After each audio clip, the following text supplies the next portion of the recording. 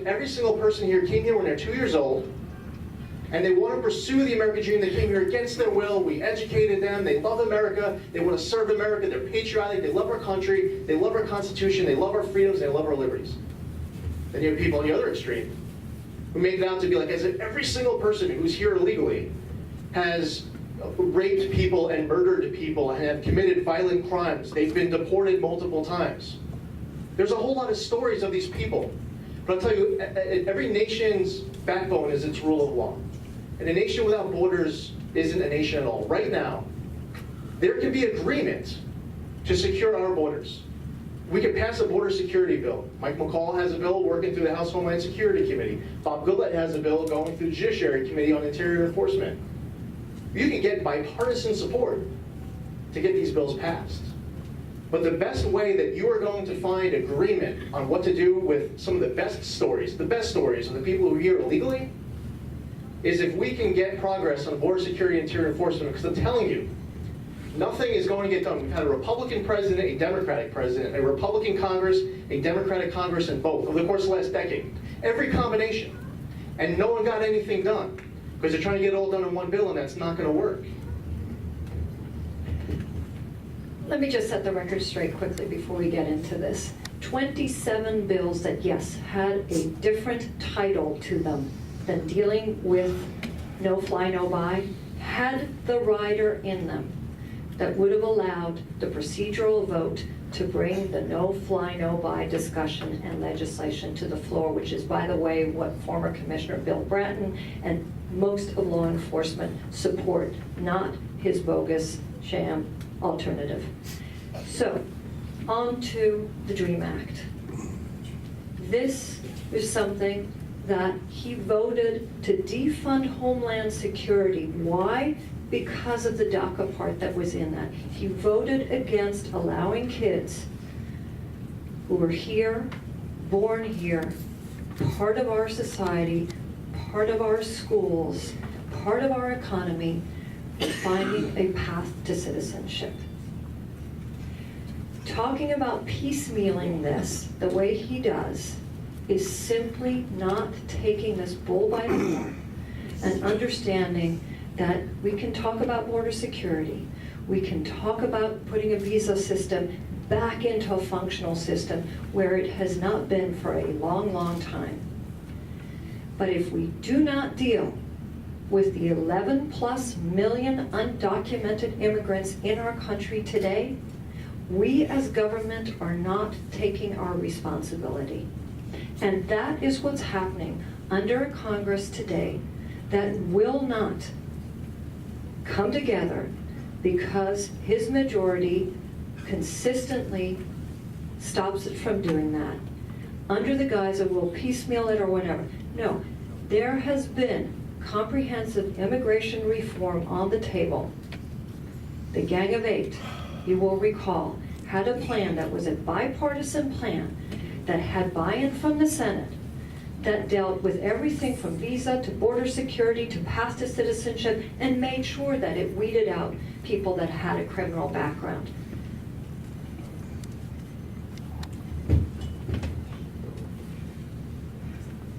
When a national right-to-work bill is submitted to Congress, will you vote to approve this right-to-work law, Ms. Thronholz? No, I will not. I don't believe that the federal government should be overturning the states. We have right-to-work states, and we have other states like New York's, and Congress should not be overturning New York's laws. But while I have the moment, there's actually, and again, I encourage you to read all 25 bills that my opponent mentioned. Read the bills, because my opponent just said, quote, had a rider in them. If any of you find a rider in them, I'll give you $1. You're not going to find a rider in any of the bills. There's no rider in the bills. Okay, listen, I appreciate it. It's my time right now. Additionally, my opponent referenced defunding Homeland Security.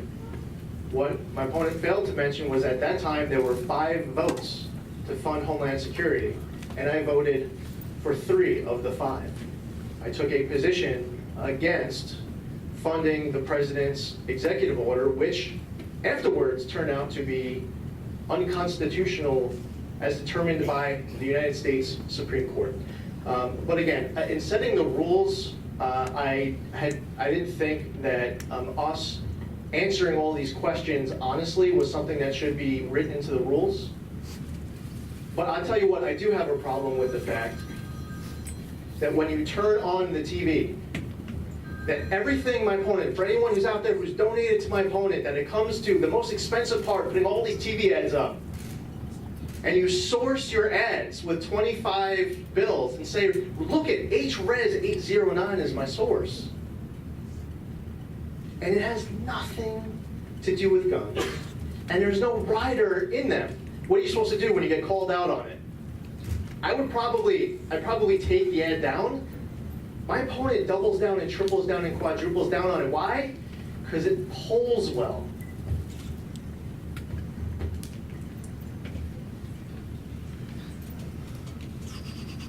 Many people believe that for the last 8 years, Congress has been unwilling to compromise, and therefore very little has been accomplished in meeting the challenges we face. What will you do to change this climate, Congressman? Well, it's a great question, and my opponent started by saying that this was the most dysfunctional Congress ever. There is frustration, there should be, when something doesn't get done that you want to have done. We get frustrated, but let's talk facts. What would you measure as the most dysfunctional Congress ever? We have passed more bills out of committee than the 113th Congress or the 25-year average. This Congress has passed more bills on the House floor than the 113th Congress and the 25-year average. This Congress, the 114th Congress, has passed more bills that have been signed by the president. A Republican Congress and a Democratic president. We have passed more that have been passed and signed into law than the 113th Congress or the 25-year average. I am proud to have been able to get past 3 bills to help our veterans that I introduced. 2 proposals to save Plum Island. I got my proposal counterterrorism bill passed. My legislation to protect East Hampton town against their enactment of aircraft noise restrictions. My bill to allow the fishery to be managed for striped bass off the coast of Montauk. My Safe Bridges Act was passed and signed into law. You go down to Hospital Road, they're about to get $26 million to rebuild and widen their bridge. This is $250 million more that's going to be coming to New York State as a result of what we passed as part of a 5-year fully funded highway bill. We permanently reauthorized the Droga Act for our 9/11 first responders. We overhauled the sustainable growth rate to prevent Medicare costs from rising and Medicare services from being reduced. There have been a lot that gets done. Now I'll tell you what, should we get more done? Absolutely. Do we still have challenges ahead of our country? You betcha. But right now, if you put on the national news, they're going to talk about the presidential race for the whole hour. And if maybe they find 4 minutes to talk about something else, they'll tell you about something that blew up that day. But if they talk about Congress, they'll tell you about something that hasn't gotten done yet. And what happens is we get frustrated because we feel like our government at every level isn't representing us. Because we're not coming in contact with whenever anything good happens ever. And I wish there was more in the news about what good happens as well. There is no question that the bills that have overwhelmingly been passed, but for just a handful, by the 114th Congress, were procedural, kind of rubber stamp votes. That is the reason 89% of Americans in a very recent Gallup poll felt that Congress was ineffective. Because what has this Congress not dealt with? It hasn't dealt with comprehensive immigration reform. It hasn't dealt with getting the Affordable Care Act to where it needs to be. It hasn't dealt with comprehensive tax reform to protect middle-class taxpayers. It hasn't dealt with gun safety. It hasn't dealt with climate change and the planning and mitigation for climate change. It hasn't dealt with education reform and making sure that every child in America has access to quality early childhood education. It hasn't dealt with those very big issues that Americans are demanding and wanting to see their Congress dealing with. And it is, again, by all accounts, the most dysfunctional, ineffective Congress in the history of Congress. I'm not making that up. There are polls that speak to that. There are news reports that speak to that. There are legislators that talk about how they cannot get bills out of committee because a majority that is opposing even having the discussion on it.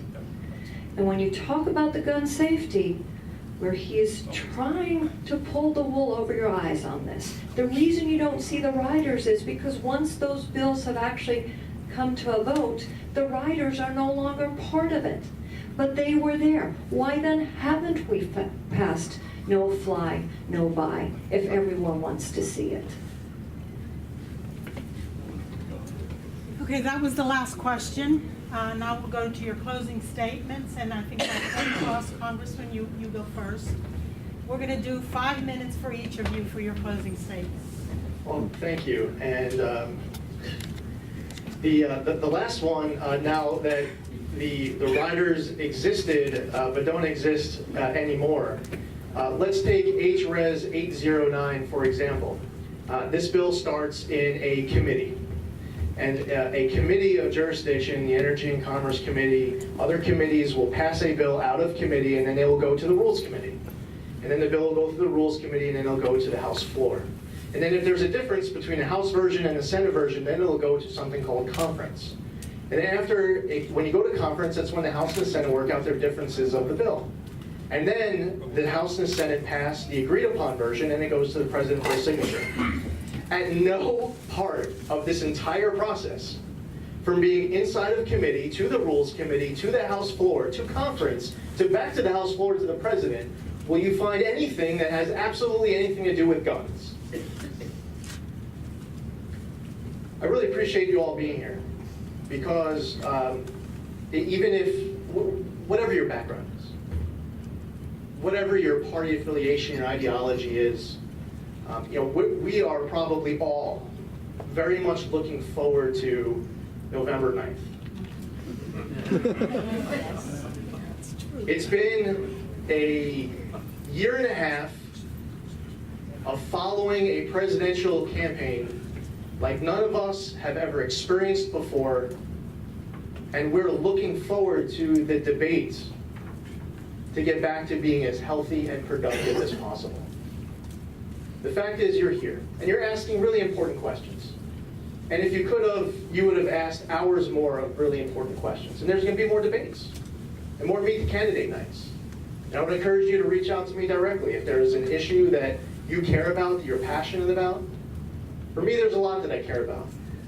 I care about our national security and our economy, our education and our environment, our veterans. There's differences between my opponent and I. And you may end up on her side as far as our differences. Listen, I don't support the Iran nuclear deal. My opponent does. Maybe that means that you like to vote for her on that. I believe that we need to do more to strengthen our military, strengthen our relationships with our allies, to understand our enemies don't respect weakness, they only respect strength. I don't believe that we should be closing Guantanamo Bay. My opponent does. That's okay. But we disagree ferociously on that. But that's all right. Isn't that what the democratic way is? I believe that the refugee program, or refugees from Syria, the program should be paused. My opponent wants to increase the amount of refugees that we're bringing in. We have a difference of opinion on it. And by the way, substantively, it's so important to get past the sound bites. Because why do I want to pause the Syrian refugee program? Why does my opponent want to bring more in? Question her heart or her intent. You have people who are suffering in Syria right now. It sickens me to see what is going on right now when little kids are becoming victims. We have a tremendous amount of compassion for every child in the world suffering from oppression and poverty and gang violence. I wish that we had the bandwidth as a nation to let every child suffering from oppression, poverty, and gang violence into our country. Me, genuinely, like to my core. I wish we had the bandwidth for every single one of them to come here. But when you start talking about the policy, and when I, as a member of Congress, have the FBI director, the Director of National Intelligence, and the Secretary of Homeland Security, by the way, a couple people here who are administration appointees telling me that there is a weakness in the program, that there are flaws and there are vulnerabilities, my position is, if you have 100 people to come into the country, one of them will try to carry out a terrorist attack, you can't allow the 100 in. Other people might have a difference of opinion. I know that there are issues with our vetting because we don't have a willing partner in Syria. The Assad regime, they've been in civil war for years. They're not helping us to verify who people are and what their ideology is. It's just I'll give this example as one issue where we vehemently disagree with each other. But our heart and our intent is we're in the right place. I care about American security deeply. I'm not saying that because I'm saying that my opponent doesn't. I'm just saying that I have an issue when there's a flaw identified in the program. I'm asking all of you, and if you're here tonight, you will, go out and vote on November 8th. It's an important election for our country. I hope in every corner of the country, people participate. And whether you vote for me or not, I just want to let you know, it is an honor and privilege to be able to serve as your representative in Congress.